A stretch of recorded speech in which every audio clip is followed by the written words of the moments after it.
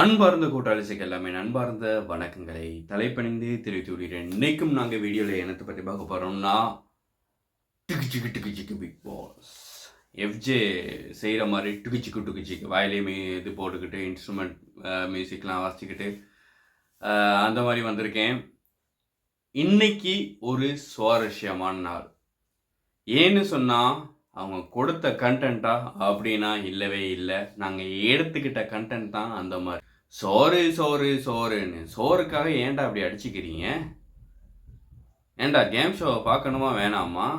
நீங்கள் சோறை எடுத்து எல்லாரும் பிரித்து சாப்பிடணும் அப்படிங்கிறது தான்டா டாஸ்க்கையே இந்த சோறை பற்றி ஒரு டாஸ்க் வந்ததுக்கே நீங்கள் எல்லாமே அந்த டாஸ்க் ரூல்ஸையே முறியடிச்சிடுறீங்களே. கெமி ஒரு பக்கம், கனி ஒரு பக்கம்,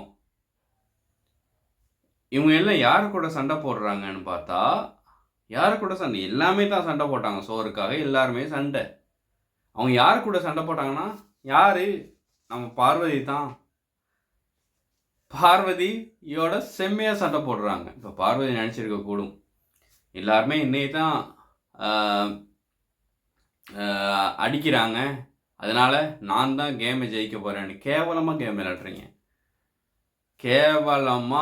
விளையாடுறீங்க பார்வதி. அதாவது பார்வதியை பார்த்தீங்கன்னா அவங்க நினச்சி பார்த்ததை விட இப்போ ஸ்ரீலங்காவுக்கெல்லாம் எல்லாத்துக்கும் வந்துட்டு போயிருக்காங்க. வந்ததுக்கு நான்லாம் பெருமைப்பட்டேன், ஸ்ரீலங்காவுக்கு வந்திருக்காங்க அவங்க அப்படின்னு. ஆனால் ஸ்ரீலங்காவுக்கு வந்ததை நினச்சி கேவலப்படுறேன். இவ்வளோ கேவலமான ஒருத்தவங்க வந்துட்டு போயிருக்காங்களா அப்படின்னு கேவலம். ஸ்ரீலங்காவுக்கு கிடைச்ச கேவலம். அவங்க எந்த நாட்டுக்கு போனாலும் அந்த நாட்டுக்கெல்லாம் கேவலம். ஏன்னா அவ்வளவு கேவலமான வார்த்தை பிரயோகங்கள். அதை நான் எப்படி சொல்கிறேன்னு தெரியல. இப்படியும் ஒரு பெண் இருப்பாளா அப்படிங்கிறது எனக்கு தெரியல. ஏன்னு சொன்னால் நான் பிறகு சொல்லிட்டு வரேன். அடுத்ததா மாஸ்க் டாஸ்லையும் சபரி முகமுடிய தெரிஞ்சு வைக்கலையா தெரியாமல் வைக்கலையா அப்படின்னு எனக்கு தெரியலை. ஆனால் சபரி அந்த டாஸ்கில் பார்வதி மாஸ்கை வைக்க மறந்துட்டாரு. அதுக்கு பார்வதி என்ன எவ்வளவு கேவலமான வார்த்தை பிரயோகங்கள். தூஷணத்தில் மட்டும்தான் அவங்க பேசலை, மற்றபடி எல்லா வார்த்தையிலையும் பேசிட்டாங்க. அடுத்ததா இவங்ககிட்ட சண்டை போடுறாரு. யார்கிட்ட? நம்ம துஷார்கிட்ட சண்டை போடுறாங்க. நீ எல்லாம் தலையா தருதலையா? தலைன்னு சொல்லாத வெளியே. நீ எத்தனை அது கிளாஸு பாஸா ஃபெயிலா அப்படின்னு ரொம்ப கேவலமான அதுக்கு போய் டான்ஸ் வேறு ஆடி காட்டுறாங்க. இந்த தக்கிட்டு தந்தானா தக்கிட்டு தந்தானா அப்படின்னு டான்ஸ் வேறு ஆடி காட்டுறாங்க.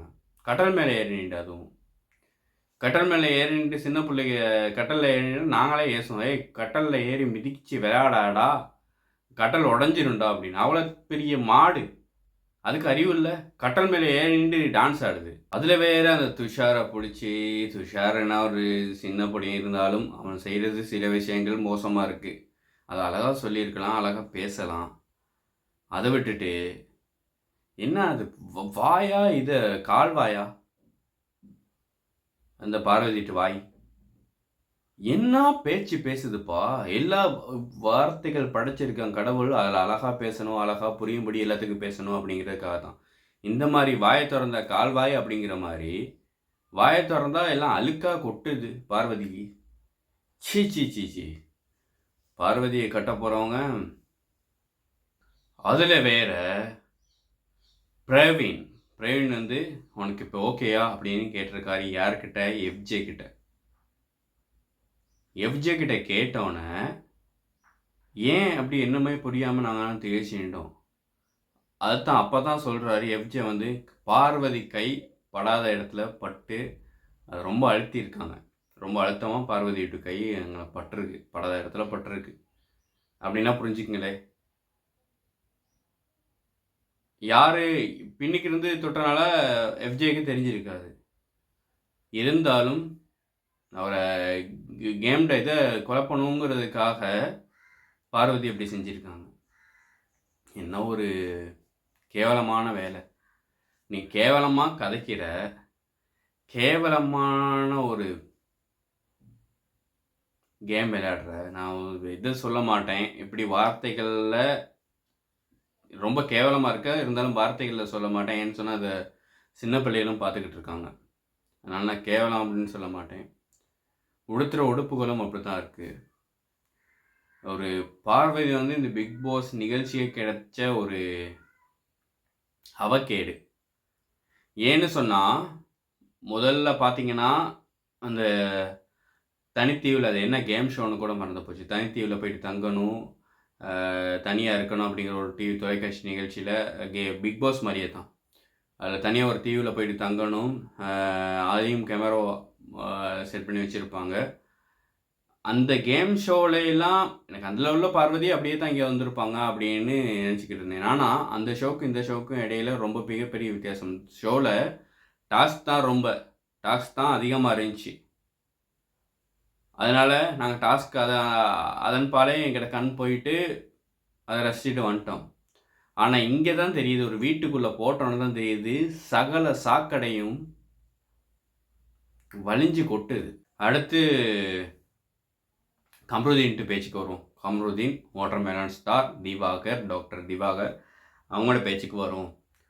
அவங்களோட பேச்சு எப்படி இருக்குன்னா, அதாவது அவங்களுக்கு இந்த பேச்சு வந்து ரொம்ப கோபம் விளைவிக்கிறதா இருக்கலாம். ஆனால் பார்க்குற நம்மளுக்கு ரொம்ப கொஞ்சம் இன்ட்ரெஸ்ட்டாக வர வைக்கிற மாதிரி தான் இருக்குது. அதுதான் சொன்னேன், இன்றைக்கி வீடியோவில் ரொம்ப இன்ட்ரெஸ்ட்டாக பேச போகிறோம் அப்படின்னு.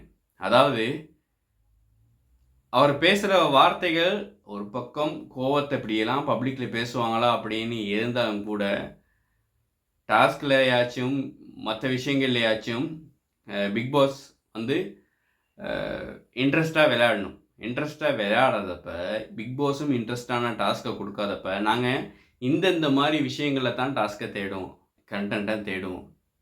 அப்போ கண்டென்ட் உள்ளது பார்த்தீங்கன்னா கமருதீன்ட்ட பேச்சு, வாட்டர்மெலன் ஸ்டார் எல்லாமே மற்றவங்கள ஃபோட்டோவை தான் மாட்டி வைக்கணும்.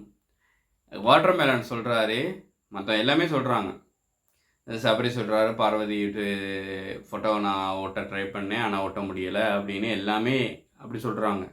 சொல்லிக்கிட்டு வரப்போ வாட்டர்மெலன் ஸ்டார் சொன்னார், எந்த ஃபோட்டோவை நான் மாட்ட ட்ரை பண்ணேன், நான் மாட்டிட்டேன் அப்படின்னோடனே டூ அப்படின்னு எங்கே இருந்துடா வச்சுட்டு இன்னும் ஜோக் காமெடியாக பண்ணுறாங்களே அப்படின்னு எங்கே இருந்துடா அந்த சத்தம் வந்துச்சு, சவுண்டு வந்துச்சு. இது பிக் பாஸ் எதுவும் கொடுத்துட்டாரு இந்த சவுண்டை டூ அப்படின்னு பார்த்து தேடி பார்த்தா அது கம்ருதீன் தான். கம்ருதீன் கேமராவெலாம் தன்னை பார்க்குது அப்படின்னு.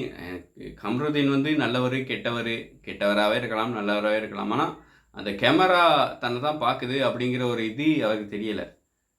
இந்த மாதிரி தான் விளையாட்டு இருக்கணும். கேமரா தன்னை பார்க்குதுன்னு தெரிஞ்சுக்கிட்டும் தான் இருக்க வேண்டிய விதமாக இருக்கார், சும்மா சாதாரணமாக இருக்கார். டூ அப்படிங்கிறாரு. அவர் மேலே ஏளனமாக பேச்சு வரும்னு தெரிஞ்சுக்கிட்டும் டூ அப்படிங்கிறாரு. அதாவது வாட்டர்மெலன் ஸ்டாரை பார்த்து, வாட்டர்மெலன் ஸ்டார் நான் தான் இந்த ஃபோட்டோ ஓட்டினேன் அப்படின்னா டூ அப்படின்னாரு. அப்போ எனக்கும் சிரிப்பு வந்துச்சு. என்ன பிக் பாஸ் தான் சவுண்டை கொடுத்துட்டாருன்னு பார்த்தா அந்த சவுண்டை கொடுத்தது கம்ருதீன் தான். அங்கேயும் ஒரு சின்ன பிரச்சனை வருது. பிரச்சனை வந்தாலும் எஃப்ஜேக்கு என்ன பிரச்சனை? எஃப்ஜேக்கு அந்த பிரச்சனையை பெருசாக பேசலையாம். அதுதான் பிரச்சனை. பிரச்சனையை எப்படியெல்லாம் பிரச்சனையை பேசுகிறாங்க தெரியுதா? பிரச்சனை, அந்த பிரச்சனையை பெருசாக பேசுறதுங்கிறது பெரிய பிரச்சனை அப்படின்னு தான் இருக்குது எஃப்ஜேயை பார்க்குறப்ப. அதாவது ஒன்றும் இல்லாத கண்டனை பிடிச்சி அதையே ஒரு பெரிய பிரச்சனையாக செய்கிறாங்க. சரி அப்படின்னு பார்த்தா வாட்டர்மெலன் ஸ்டாரும் பார்வதியும் கதைச்சிக்கிட்டு இருக்கப்ப, பெட்டில் உட்காந்து கதைச்சிக்கிட்டு இருக்கப்ப, நம்ம எங்களுக்கு எல்லாமே தெரியும் வாட்டர்மெலன் ஸ்டார் சும்மாவே வக்காலத்து வாங்குவார். பார்வதி சீரியல் தான் எல்லாம் சரி. பார்வதி லவ் பண்ணுறாரா என்னமோ தெரியலை. அப்படி இருக்கப்ப பார்வதி எது செஞ்சாலும் சரி அப்படின்னு பார்வதிக்கு ஒரு இது சொல்கிறதுக்கு தான் வராரு கம்ருதீன். நீங்கள் செஞ்சது எல்லாம் பேல, இந்த சோறுக்காக சண்டை போடாதீங்க, அடிச்சிக்காதீங்க அப்படின்னு கம்ருதீன் சொல்ல வராரு. ஒரு விஷயத்த எடுத்து சொல்ல வராரு. எடுத்து சொல்ல வர்றப்ப வாட்டர்மெலன் ஸ்டார் இல்லை நீ பேசாத. வாட்டர்மெலன் ஸ்டார்ட்டே கதைக்க வரல. அப்போ என்ன? வாட்டர்மேன் சொன்னா நீ கதைக்காத நீ கதைக்கிறதுக்கே தகுதி இல்லாதவன் நீ போடா போகிறதுக்கு அப்படி அப்படிங்கிறாரு. போடா உருண்டை அப்படின்றாரு வாட்டர்மேலன் ஸ்டாரை. கமருதீன் கதைக்கிற வார்த்தைகள் எங்களுக்கு தவறு அப்படின்னு தெரிஞ்சாலும் கூட எங்களுக்கு எல்லாம் ஒரு என்டர்டைன்மெண்ட்டான வார்த்தைகளை பிரயோகிக்கிறாரு. நல்ல சுவாரஸ்யமாக இருந்துச்சு இந்த முறை பிக் பாஸ். இன்னும் வர எப்படி பிக் பாஸ் நிகழ்ச்சி இருக்குதுன்னு பார்க்கலாம்.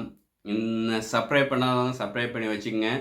ஏன்னு சொன்னால் நான் வீடியோவை தொடர்ந்து போட்டுக்கிட்டே இருப்பேன். முக்கியமான விஷயங்கள் வர்றப்ப வீடியோக்கள் தொடர்ந்து போடுவேன். இன்னும் ஒரு வீடியோவில் சந்திக்கலாம். அதுவரைக்கும் விடைபெறுவது உங்கள் கோட்டாலி சால்வை. பாய், டேக் கேர்.